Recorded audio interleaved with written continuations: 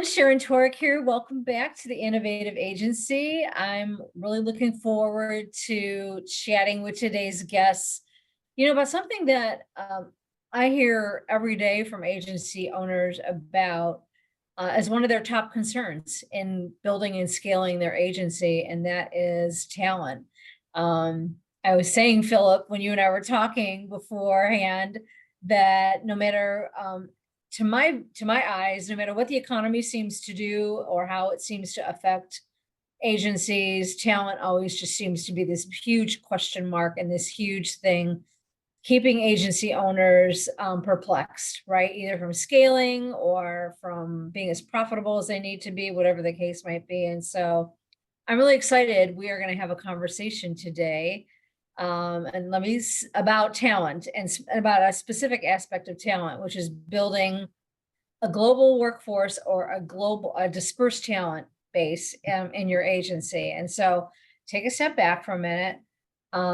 Phillip Rivers is an agency refugee. He has built and scaled and exited from his own multi-million-dollar agency and done other things. And his new venture, which is just about to get out of the starting gate, is as co-founder of Talent HQ, which will focus on, I assume, talent solutions for agencies and maybe other types of businesses. But you have some specific points of view about building and scaling talent, whether it's dispersed talent here in the US or building a global talent force, which I know is something a lot of agency owners think about, but they're not sure about how to do it well or where that first step is that they should be taking. So why talent? Why has that grabbed your interest so much? You could have done a lot of things with your agency background, but this is something you're working on specifically now. Yes. Well, thank you for having me first and foremost. Pleasure to be here. I think in terms of why talent, I think about I just learned it out of the necessity to learn it when I was building the team and just sort of I don't know, sharpened my sword and got good at it, or at least comfortable to be able to source and vet and onboard talent regardless of the geography in which they live.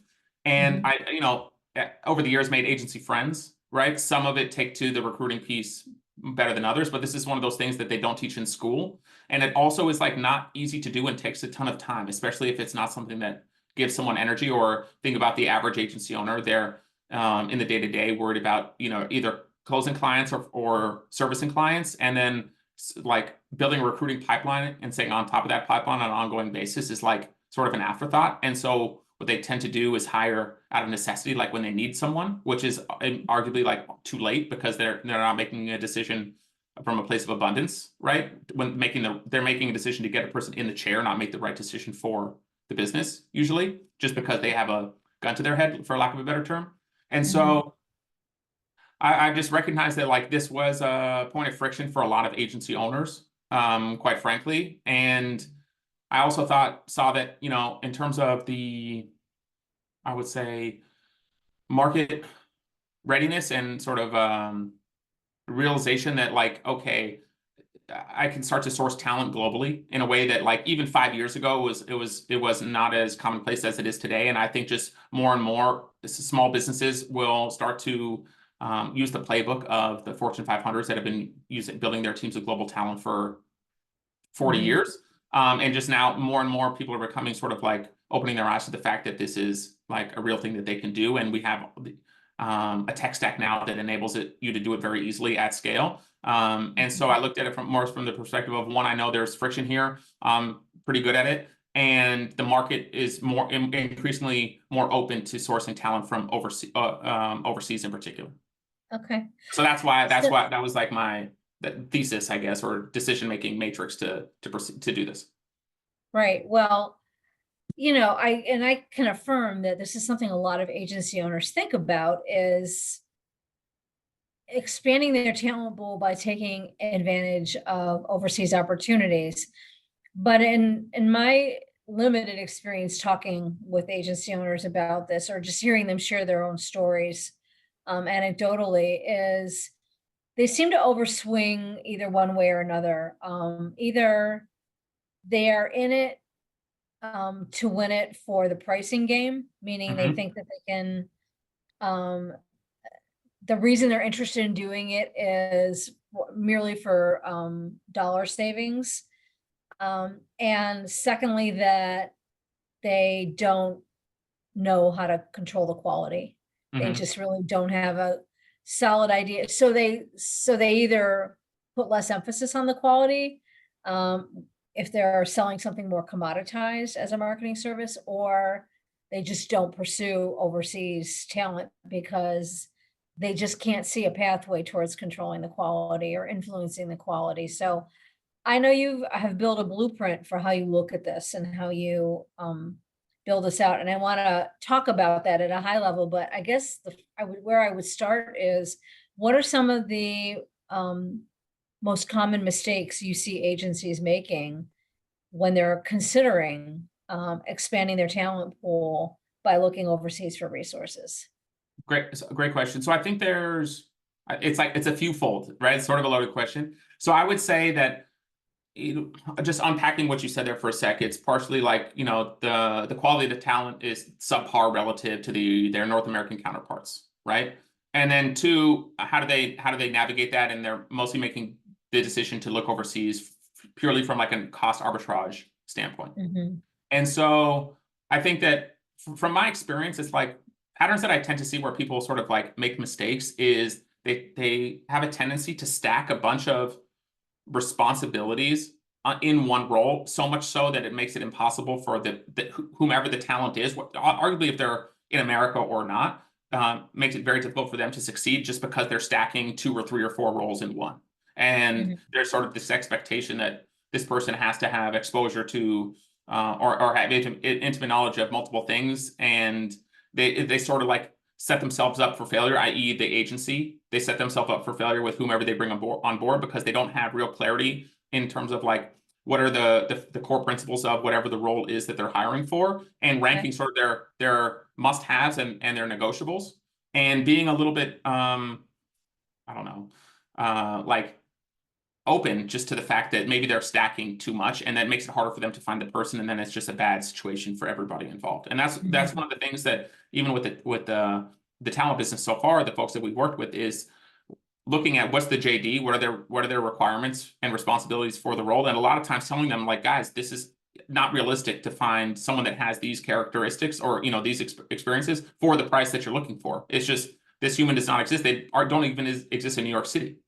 And so Yeah. getting them to sort of like separate those to an extent and then just go after like what are the real things that you're looking for, and it makes it a lot easier to find the person once you've sort of decoupled all these things that they tend to stack. So I think that's one of the biggest mistakes that people make, is trying to have one person that they're looking for too much regardless of where they live. The second is that most agencies don't have the sort of like, I'll say, the structure in place to put a new talent in a position to succeed once they start. So the onboarding process is haphazard at best. There's no sort of like guardrails, if you will, in terms of like to get someone on like their first, not necessarily their first day of work, but starting to like execute on client work, and like what are the feedback loops, and who do they communicate with, and who do they ask for help, and training them over the first, and it's like 30 days to make sure that they get ramped up and start to contribute in a meaningful way as quickly as possible. A lot of times it's like, whether they're hired in America or overseas, oh, you passed our comical interview process usually, and you start and then you get no support, figure it out. And then Mhm. what happens, they tend to not work, again, regardless of where they live, because the structure isn't there for them to be put in a position to be successful in the first Mhm. place. So I think a lot of times it's not the fault of the talent. Usually it's the fault of the agency that hires them, because they don't have their T's crossed and their I's dotted before they start to go look for the person. Mhm. And then when you couple that with, I'm sorry, when you couple that with the fact that they're like, oh, I need someone now because we have these new clients, then it's just a recipe for disaster. And that's what tends to happen more often than not. Right, right. Do you think it's a bit of, uh, I mean, has it become a little bit mythological, if you will, that you can just, to your point, drop these overseas workers in quickly? Because originally agencies really started taking advantage of this tactic to augment their teams for the perceived cost savings, and I'm Mhm. sure it's not always less expensive, or because certain areas of the world are known for certain excellence and skill set, right? Do you think that sometimes they make assumptions that it's going to be um, more temporary, so they're not interested in investing in the infrastructure to train these folks? Or do you think this is just a symptom of the agency not having good onboarding in general, even for the people who might show up at their brick and mortar every day? I think it's the latter, and I don't think it. I don't think it. I don't think it's. I don't think it only relates to the overseas talent. I think most small businesses all put agencies in that umbrella, just Mhm.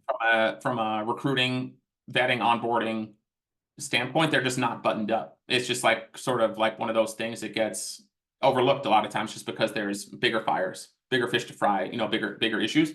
Another pattern that I tend to see is like you say overseas, people like automatically think Philippines, not realizing that there's this like an entire other world out there of people that speak excellent English, maybe have culturally more well aligned with the company, and work in their time zone.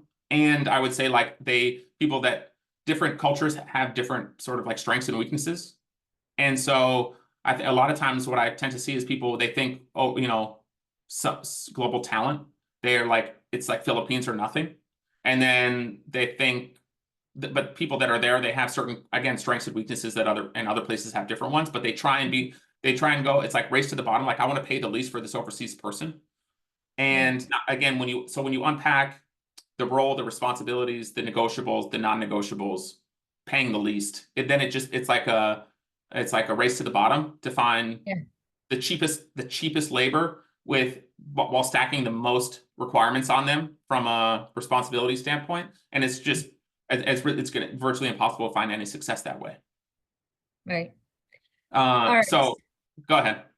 No, I mean, I kind of thought that that was what you might say, is that this is probably more a symptom of not thinking through onboarding in general for their agency. And you know, it's easy to put this in a corner because you are, as an agency leader, focused every day on bringing new business in or serving the current clients that you have well. And this is one of those building blocks that is sort of always perceived to be for another day doing the onboarding. But um, setting yourself up for a not great experience and then not knowing the origin for that bad experience, I think is not a recipe for success either. And so, because you've done a lot of thinking about this, and because you're going to be pursuing helping agencies do this well, what's some of the low-hanging fruit for getting some of this onboarding infrastructure in place? There's a million things agency leaders should and could do, but where are the starting points that are the most accessible? Because I love, Gary, I love sharing information that's scalable for agencies of any size about this. And so I'm sure you've seen patterns Yeah. in what Well, to do. the first thing I want to call out is like the word you mentioned a second ago was leadership. And I would argue that as this age, I believe that as an agency grows, you as the figurehead, whether your core responsibility is bringing in business or fulfilling the work or whatever, like at a certain point, you have to sort of ascend from being in the business to working on it. And from a leadership standpoint, to me, that means having a process in place to, like, again, onboard talent for whatever role or for whatever part of the business they're going to be operating within. And like Mhm. if that isn't there, like there's not really leadership there, because at a certain point there's X velocity and you're leading the team, not on the keyboard fulfilling work for a client. So, and I think that Right. people, again, agency owners get caught up in like in the day to day, and then they forget like, oh shoot, I'm actually building a business, and I need to at a certain point lead the people that are on the team and further Right. back out, what I like to call it, back out of being so heavily invested in the operations, whether that be the marketing or the sales or the client services fulfillment stuff. Right. Um, Go ahead. Oh, No, sorry. no, go on. I was going to say that to answer your question in terms of from an onboarding standpoint, I think so. it's a broad question. So if we were to think about it this through the lens of one role, right? I would say like chunking down the execution or like the roles and responsibilities of that role specifically and putting SOPs around each of those things so that when someone comes aboard, you don't have to babysit them to verbally tell them one-to-one all of these things. It's in a centralized location. It's there. They can reference it. They could take a swing. They can come back for feedback, not being shown how to do it in the first place. And that's like gives the agency owner in this case like the most leverage on their time. They do it one time. Yeah, it's a pain in the butt to put these SOPs in place, but then you have some sort of a framing for onboarding for when someone new comes in. You show them this is how we do things. This is how we make creatives for ads. This is how we write copy. This is how we do design. Whatever it may be for the underlying agency. But there's some sort of educational materials for them to go through when they start and sort of become indoctrinated in terms of like this is the culture and this is what we do and how we do it here. Mm-hmm. And then the other thing I would say is having consistent check-ins, especially over the initial 30 days with the new talent. Just some structure for that. So in the first week, maybe you check in every day. In the second week, maybe it's every other day. The third week, it's twice a week. The last week, it's sort of like one final, this is the end of the initial sort of like 30-day onboarding period. And you sort of, what I want to say, like debrief how it's gone so far and give some sort of guidance. But that way they have someone holding their hand, for lack of a better term, getting them to feel like they're a member of the team, but also making sure that they're starting to contribute as opposed to feeling that like they're on an island all by themselves because they live in another country from everybody else in a different time zone. Do you advocate for agencies, you may be using video for this sure. task? Because I think it's, and so my follow-up question to that is, how do you counsel agencies to sort of break through any of the cultural differences between being US based and because if they're going to build a global team, not all team members are going to be in the same parts of the world. And so how do you sort of break through? I know that the language barrier is probably easier to solve because there are many English speaking people in many parts of the world. Right. But cultures are different and skills are different in different parts of the world. So how do you counsel agencies to sort of think through and account for the cultural differences amongst their team members when they're building an onboarding program? I think that like, even if it were an agency stateside and the entire team was in the US, whether they were in the same four walls or remote, there's still cultural differences no matter what. Right. And it's just like, that's the world in which we live. So I think it's really just being human and empathetic and just being like everyone's different, but as the boss, not everyone wants the boss around all the time. And so part of the sort of like melding of the team is what happens when the boss isn't there. So I think just like just encouraging the team to like, or maybe encouraging them to tell me like, this is a, X team only member meeting. Phil, the boss man, you're not welcome here, so that they can start to build some sort of camaraderie and relationships amongst themselves, because they're always going to be putting on a show if the boss is there all the time. Right. And so things like that, maybe even if it's like giving them some sort of budget to do something. Obviously, they can't do something physically together, but they could give them some sort of budget for something, i.e. maybe it's, I don't know, Christmas sweaters that certain team sort of just like buys, and it's just like a little communal thing that they do. So I think there's creative ways to like think about it, but I think the more the boss is involved, the less people feel a sense of community just because the boss is always present. So I think that's a big one. It's just like get out the way. Got it. All right. So we talked a little bit about onboarding and how to think about doing that successfully. What about finding the right candidates in the first place and vetting them? How do you set yourself up for success in sourcing and also sort of vetting and verifying that they can do the job that your agency needs them to do when you're not, you're never going to have them right in front of you? And this would obviously, as you pointed out a couple of times already, this would apply to a US remote worker just as much as an overseas one. But any tips for success there that agencies should be thinking about? Yeah. So first and foremost, I think like talent, like when we started off the call, like a lot of people approach it from a position of scarcity. Like I need a person yesterday.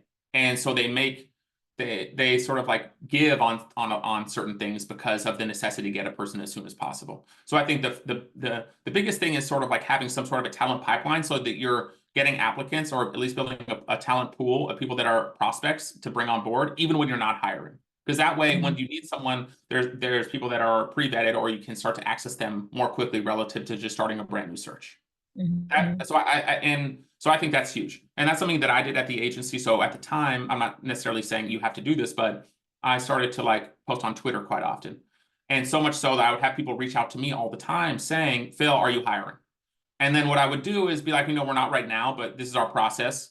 If you like, let's start the process. And when an opportunity opens up, you'll be at the top. You'll be the first person I hit up. And that way, anytime I needed a role, whether it be a sort of like a more senior strategic role or a more junior support role, I had people that when I needed them, because I knew based on client demand when I was going to have to make hires to meet the demand or be ahead of the demand on the client side, I'd be like, yo, like, I'm building a new pod internally at the agency. Are you still looking? And then because I'd already done a lot of the pre-work. So that's the one thing I think a lot of people don't do. The second thing is like, again, just being clear on like what are the must-haves and the negotiables for the underlying role, and getting clear on sort of like on the job description. And then, you put it out, you start to get applicants, or you run some ads, you start to get applicants, and then it's just taking them through the vetting process. Usually what happens at agencies, again, from my experience, and I was guilty of this, especially in the early days, is like, there wasn't really a vetting process. So what I did was like, we jump on a call with I look at the resume. Does it look do I think it looks okay based on my sort of like biased opinion? Yes. Okay, let's jump on the phone. Is there a vibe good? Okay, let me interview a few more people and then jump on second interviews and make sort of like a gut decision. And there wasn't really much assessment going on. So like, as opposed to as I became a little bit more sophisticated in what we do now, because by and large, we're sourcing global talent exclusively, everyone comes in, we test them initially for like their English personality type and like, do they have a good internet connection? Because if they don't have a good internet connection, it's just unfortunately not going to work. Right. And then from there, we'll jump on like group interviews. And this is, again, just to show like little intangibles. Do they show up on time? What's the energy like? How well spoken are they? How do they interact with the group? Obviously, we're not in the same four walls, but you can still like learn a lot from doing something like that. And then from there, we'll give the people that say pass those initial two stages, we'll give them a pilot project that's specific to the role that they'll be executing internally. So just one little caveat on the global talent side, like, we're focused on talent for agencies and brands by and large, and specifically marketing talent and support talent that serve those two businesses. From my experience, having run the agency and also the folks that we work with so far, is the more strategic senior roles, usually those are best still remaining stateside. It's the junior and support level roles within a marketing function or support. When I say support, I mean like project management or customer service, something like that. Those are ripe to do overseas because you have the whole cost arbitrage and they're a lot lower leverage. They're not strategically have to be experts on Facebook ads, for example, and be able to communicate the nuanced strategy to a client, right? That'd be a more strategic high level role. And so, but we put everyone through a pilot project that's specific to the role. So we know that the exact things we're going to be asking you to do once you start, can you do them? And walk us through your train of thought when you're faced with problems, like work problem solving and working through those, unless you're critical thinking.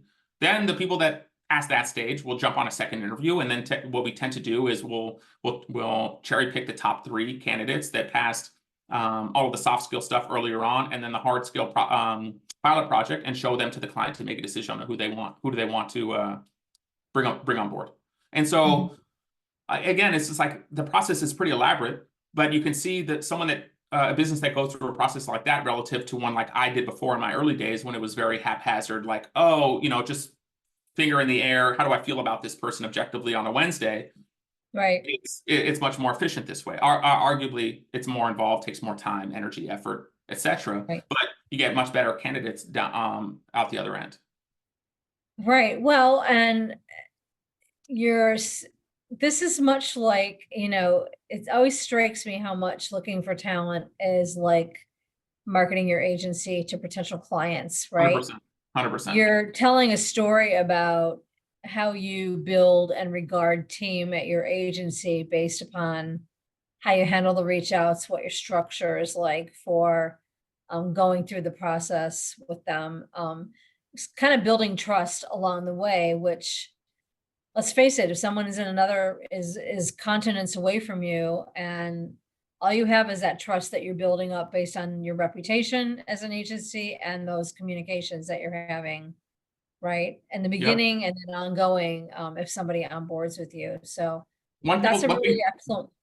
and one thing Go ahead. people forget, Sharon, is that the talent has opportunities also. Like you're one company assessing them, right? But they presumably like they're actively looking for an opportunity, and they could be in 2, 3, 4, 10 other people's pipelines that might even be your competitors or not. So that's the other Right. thing that I see. A lot of people are very passive with it, like, oh, maybe we'll get back to them next week or whatever. Which again, what is the like hidden signal in that? It's like you don't really care that much whether it be about this role or communicating effectively for this person so that they have certainty that like, oh, I want to work for this company instead of this other one. Mhm. Because it's a market at the end of the day, and there's supply and demand on both sides. But people tend to be pretty sort of laissez-faire with how they run it from a talent side. Yes. Yeah. Well, and usually unintentionally so, but Yeah. I hear you. It's intimidating, right? For the average small to mid-sized independent agency, um, it's intimidating, and I think that frankly, by the time that these agency owners have gotten to the decision point of looking to source talent overseas, many times it's because they don't believe that they've got the right candidate that they can source here within the US. That's a huge generalization, and I'm sure it's Mhm. wrong a lot of the time. But I think that's the mindset about this that a lot of agency owners might have. And so they're tired by the time they get to that process, and they've been looking for a while, and they're jaded about it. And when you couple that with just the uncertainty about the distance and the cultural, divide perceived, it's easy to see why they tackle this haphazardly the way that they do. Yeah, I mean, it For is, sure. it is, I guess, like cumbersome for sure. But at the end of Yeah, the day, especially the agency business, I mean, any business really that employs human capital is like the human the team is the product. right, And so like then but it's all this is tied together. So if the team is subpar, then the work is subpar, then the clients don't stay as long, then you need more clients, and it's just like a vicious cycle of right. bad stuff that you don't want. And I'm not saying everyone should has to be an expert recruiter by not by they can only be so good at so many things. Right. I just think that it is having done it, I just know, and I also played sports growing up, so I just like have this like affinity for like just team and just like a well-oiled unit. And Mhm. so, but like I just know how important it is to build a company that is more so just like not a team of two or three that has a few clients, but a blossoming or growing agency. It's just Yeah, so critical to getting where you want to go. So the easy right. thing to do, I agree with Sharon, is to be like, yeah, shit, I have all this other stuff going on. It's hard to sharpen my sword at this, but it arguably like that's why recruiters exist, to fill a need or a problem in the market, and that is a problem that they solve. And I think a lot of times people either they've never tried to use one, or it's been cost prohibitive for them to do it. Mhm. And that's why I'm so like how do I high or excited about our model. And in my view, it's just like I wish something like this existed when I was coming up, so I didn't have to learn. And Right. and um and so yeah, it's not easy, but we got to do it at the end of the day.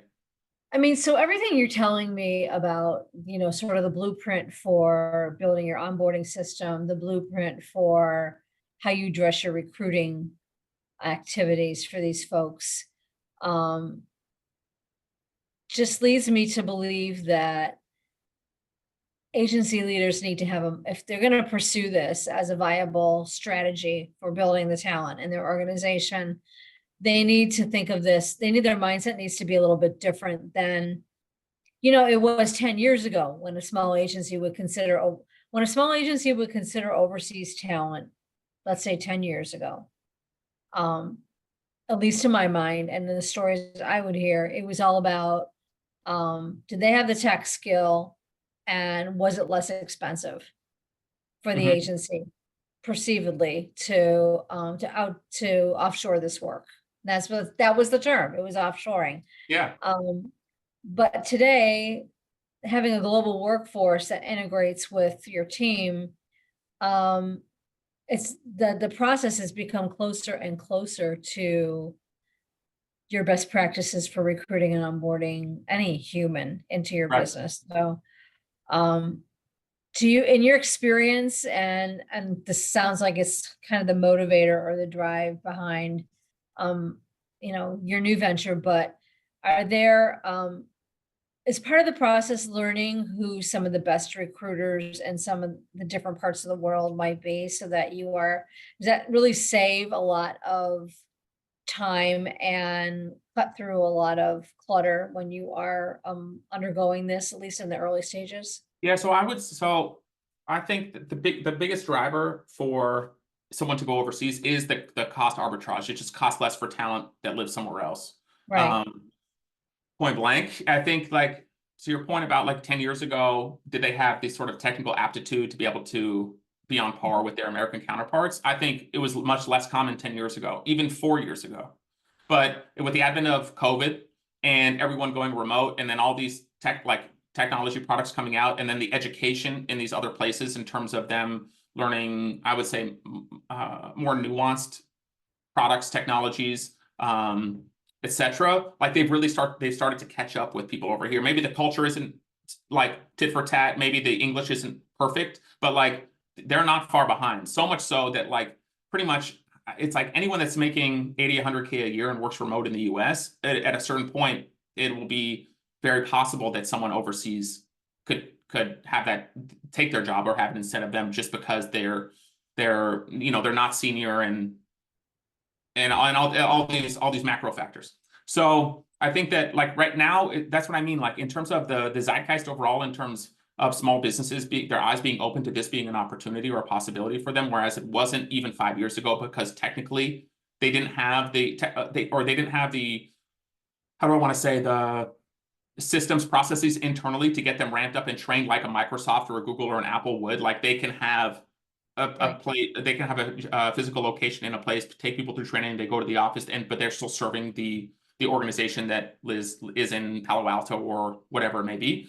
Now Yeah. it's like because the education or people like they've matured in these other places. They like it's just a hack that you and I now are sort of like have the ability to use that it was much harder to do a handful of years ago. Very. So I know that was a word salad, and I don't think I answered your question specifically, No, but what? I think you did. I mean, there's a new world of opportunities, which is exciting, but also part of the challenge because agencies are at no shortage of having opportunities. It's just how you triage them, right, and make the decision that's right for you. But I wanted to have this conversation with you because talent just continues to vex small and mid-sized agencies, and so the more exploring you do about what your options are there, the more creative you can be about putting together a force of talent that helps you move the dial on business results for your clients. Have, And that's, have you used a recruiter before, Sharon? have I used a recruiter? We have not had to use a recruiter for my law firm. Okay. Um, have our agency clients use them? Yes, some have. Yeah, so I think by and large, traditionally, like using a recruiter is very cost prohibitive. Again, whether they're sourcing talent in America or overseas, and Mhm. so much so that I think like a lot of agencies, even if they're seven figures and above, they're sort of just like price sensitive to paying that much money to have someone Right, just for sure. run it. It's so expensive. Run a search for a role, even if the role is a more junior support role like project management or even an EA, right? And Mhm. so again, like I don't want this to become a commercial for me or anything, but like that's one of the things why I'm just And I'm like not going to let you do that, so don't yeah, worry. okay, good. No, I'm just so excited about this and like the approach of approaching this in such a way that is not cost prohibitive for the average small business to use a recruiter. and Right. knowing that what their strengths and weaknesses are and where the constraints are within their day-to-day to be able to sharpen their sword on this one thing that's so important for them. Yeah. So That's, I was just going to say whether someone were to use us or someone else, for a lot of people, even though it might be cost prohibitive, if they do the math on the value of their time relative to the time spent looking for the talent, they're coming out ahead from an ROI standpoint just on the cost of their time. mhm. Yeah, well, I mean, that's fair, and this is not easy work to do. And so, when, applying highest and best use theory, using the expert makes a lot I of like that sense. word. I like that.